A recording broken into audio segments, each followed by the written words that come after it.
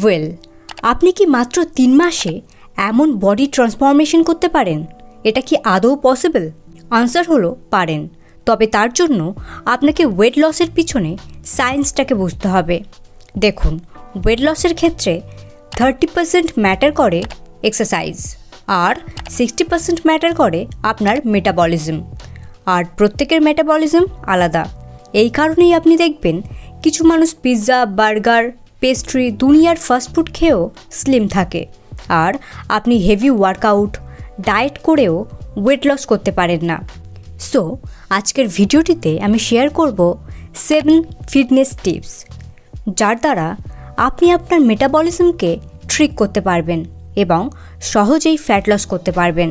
শুধু তাই নয়, আপনার মোটিভ যদি ফ্যাট লস নাও হয়, toned, well shaped, healthy body achieve করা হয়, এই ভিডিওটি আপনাকে আপনার ড্রিম বডি অ্যাচিভ করতেও হেল্প করবে।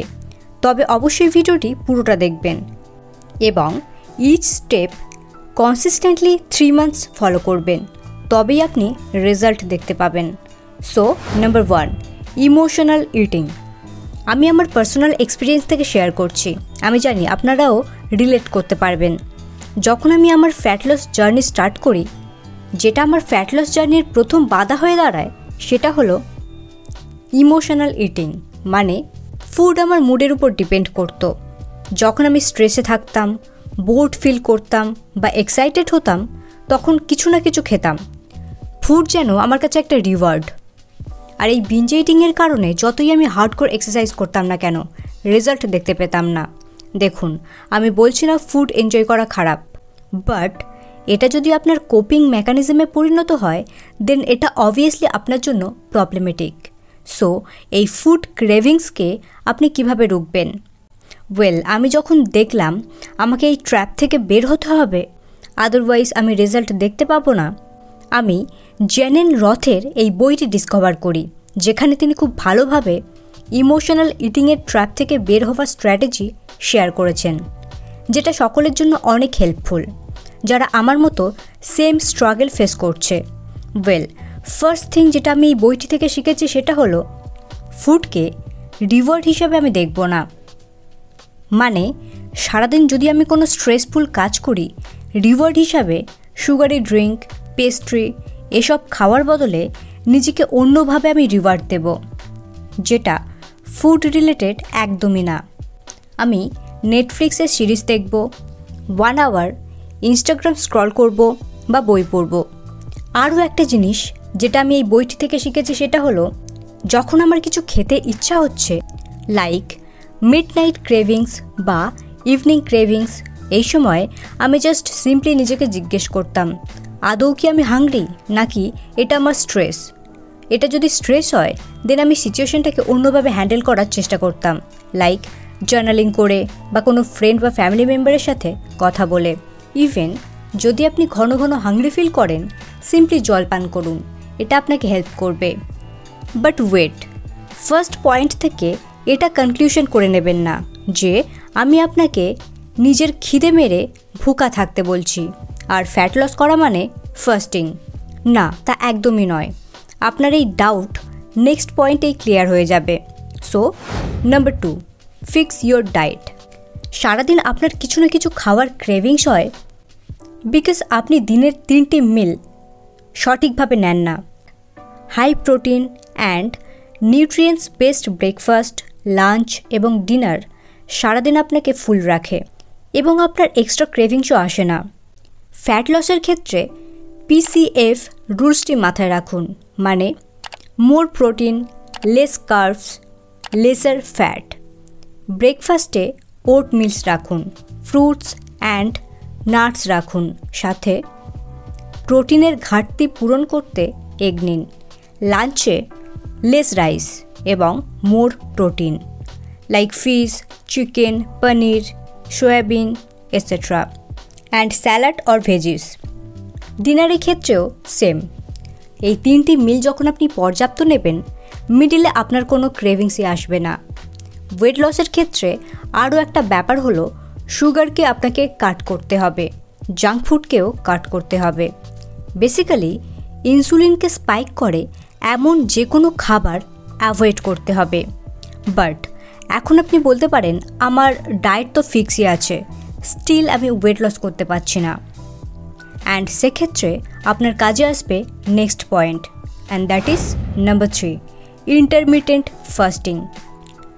দ্রুত ওয়েট লস করতে ইন্টারমিটেন্ট ফাস্টিং খুবই কার্যকরী পদ্ধতি। প্রথমেই জানা যাক এই ইন্টারমিটেন্ট ফাস্টিং আসলে কি। দেখুন, আপনার ডিনার এবং আপনার ব্রেকফাস্টের মিডিলে যেন 16 আওয়ার্স একটা গ্যাপ থাকে, আর দিনের বাকি 8 ঘন্টার মধ্যে আপনাকে নিতে হবে 3টে মিল। আর এটাই হলো ইন্টারমিটেন্ট ফাস্টিং। আমি জানি আপনি ভাবছেন এটা অনেক কঠিন ব্যাপার। ওয়েল, আপনার জন্য ব্যাপারটা একটু সহজ করা যাক। দেখুন, আপনি যদি আপনার ডিনার রাত 8টার মধ্যে করে নেন, তাহলে নেক্সট মর্নিং 12টায় ব্রেকফাস্ট করুন। এখানে রাতে তো আপনি 8-9 ঘন্টা ঘুমিয়েই কাটাবেন, সো প্রবলেমই হবে না। আপনি যদি ওয়ার্কিং পারসন হন বা স্টুডেন্ট, সেক্ষেত্রে আপনার অ্যাকর্ডিং এই 16 আওয়ার্স ফাস্টিং স্টার্ট করুন। আরও একটা জিনিস আপনাকে বলে দিই, এই 16 ঘন্টা ফাস্টিংয়ে আপনি জল, ডাবের জল, ভেজিটেবল জুস বা লেমন ওয়াটার নিতে পারেন, বাট চা, কফি, দুধ, ফ্রুটস বা ফ্রুট জুস একদমই না। এই ইন্টারমিটেন্ট ফাস্টিং আপনার মেটাবলিজমকে ইনক্রিজ করে, ওয়েট লসে সাহায্য করে। এছাড়া chronic disease like cancer, diabetes, হার্টের যে কোনো সমস্যাকে দূর করে। Number 4, importance of water. আমি আমার ওয়েট লস জার্নিতে আরও একটা জিনিস ডিসকভার করেছি, আর সেটা হলো জলের গুরুত্ব। আপনি জিম গার্লিদের হাতে অলওয়েজ অ্যাস্থেটিক জিম বটল দেখে থাকবেন, বিকজ তারা জানে এটা অ্যাস্থেটিকের সাথে সাথে ইম্পর্টেন্টও। জল আপনার মেটাবলিজমকে ইনক্রিজ করে, যেটা আপনার বডিতে দ্রুত ক্যালোরি বার্ন করতে সাহায্য করে। ইভেন ডিহাইড্রেশনকে আমরা অনেক সময় হাঙ্গার ভেবে ভুল করি। আসলে আমাদের শরীর জল চাইছে না খাবার, সেটা আমরা বুঝতে পারি না। জল আপনার খিদেকে কন্ট্রোল করতে সাহায্য করে, অ্যাপিটাইটকে কন্ট্রোল করতে সাহায্য করে। শুধু তাই নয়, জল ব্লোটিংকেও রিডিউস করে। তাই টাইম টু টাইম জল পান করুন। দিনে অ্যাটলিস্ট 3 থেকে 4 লিটার জল পান করুন। অ্যান্ড ওয়ান মোর থিং, জল মানে শুধু জলই, কোনো সোডা, কোক বা কোনো প্যাকেজড ড্রিঙ্ক নয়। Number 5, power of exercise. শুধুমাত্র ডায়েটকে ফিক্স করে আপনি ওয়েট লস করতে পারবেন না, আপনাকে যে কোনো ফর্মের এক্সারসাইজও করতে হবে। ডেইলি মুভমেন্ট ইজ ইম্পর্ট্যান্ট, সেটা আপনি জিমে গিয়ে ওয়েট লিফটিং করুন বা বাড়িতে কার্ডিও। দেখুন, এক্সারসাইজ আপনার বডির এক্সট্রা ফ্যাট দ্রুত ঝরাতে সাহায্য করে। ওয়ার্কআউট পসিবল না হলে এমন অ্যাক্টিভিটি যেটা আপনি এনজয় করেন, লাইক ডান্সিং, স্কিপিং, স্পোর্টস, এসবেও ডেইলি বেসিসে এনগেজ থাকুন। এছাড়া বোনাস টিপ, ওয়ার্কআউটের সাথে 7 to 8K স্টেপস কমপ্লিট করুন। পার্সোনালি ওয়াকিং আমার কাছে থেরাপি, সো আপনিও এটা ট্রাই করতে পারেন। এটাও আপনাকে ওয়েট লস জার্নিতে প্রচুর হেল্প করবে। Number 6, power of daily routine. আপনি কনসিস্টেন্ট তখনই থাকতে পারবেন যখন এই জার্নিকে আপনি এনজয় করবেন। ডায়েট, এক্সারসাইজ, স্লিপ সব কিছুকে রুটিনের পার্ট বানাবেন। অ্যাটমিক হ্যাবিটস বইটি আমাকে আমার রুটিনে স্টিক থাকতে প্রচুরভাবে হেল্প করেছে। এই বইটি থেকে আমি শিখেছি কিভাবে নতুন হ্যাবিটস ফর্ম করতে হয় এবং মুড না থাকা সত্ত্বেও কিভাবে স্মল স্টেপস নিয়ে যে কোনো জিনিস কমপ্লিট করা যায়। Well, let me share this with you. যেদিন আপনার মনে হবে জিম যেতে মন লাগছে না, সিম্পলি জিম আউটফিট পরুন। এই একটা স্টেপই আপনাকে জিমে যাওয়ার মুড বানিয়ে দেবে। যেদিন মনে হচ্ছে ওয়াকে যেতে ভালো লাগছে না, জাস্ট শুজ পরুন, আপনার মুড চেঞ্জ হয়ে যাবে। এই সিম্পল স্টেপগুলি আপনাকে লং টার্মে কনসিস্টেন্ট থাকতে সাহায্য করবে। And last but not the least, number 7, importance of sleep. যখন আপনি ঘুমান, আপনার বডিতে প্রচুর ইন্টারনাল কার্যকলাপ চলে, যেগুলো আপনাকে বাঁচিয়ে রাখে। এছাড়া ঘুম ক্যালোরি বার্ন করতে, মাসেল বিল্ড করতে সাহায্য করে, বিকজ এটাই দিনের সেই সময় যখন আপনার সমস্ত বডি রেস্টে থাকে। তাই স্লিপকে টেকেন ফর গ্র্যান্টেড নেবেন না। এছাড়া পর্যাপ্ত ঘুম না হলে আপনার ব্রেনও টায়ার্ড ফিল করে, যে কারণে হোল ডে আপনার সুগার ক্রেভিংস হতে থাকে। তাই রাতে 7 থেকে 8 ঘন্টা ঘুমানোর এম রাখুন। ভিডিওটি শেষ করার আগে আপনাকে বলে দিই, ফ্যাট লস ডিপেন্ড করে আপনার কনসিস্টেন্সি এবং পেশেন্সের উপর। হোল জার্নিতে আপনাকে ধৈর্য ধরতে হবে।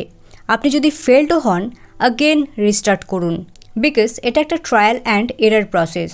প্রত্যেকেই এই প্রসেসের মধ্যে থেকে গেছে, তবেই ড্রিম বডি অ্যাচিভ করেছে, ইভেন আমিও। ফ্রেন্ডস, এই ছিল কিছু ফিটনেস টিপস। আশা রাখছি টিপসগুলি আপনাকে আপনার ওয়েট লস জার্নিতে একটু হলেও হেল্প করবে। সো ফ্রেন্ডস, ভিডিওটি কেমন লাগলো অবশ্যই কমেন্টে জানাবেন এবং এরকমই সেলফ ইমপ্রুভমেন্ট ভিডিওস পেতে চ্যানেলটি অবশ্যই সাবস্ক্রাইব করে নেবেন।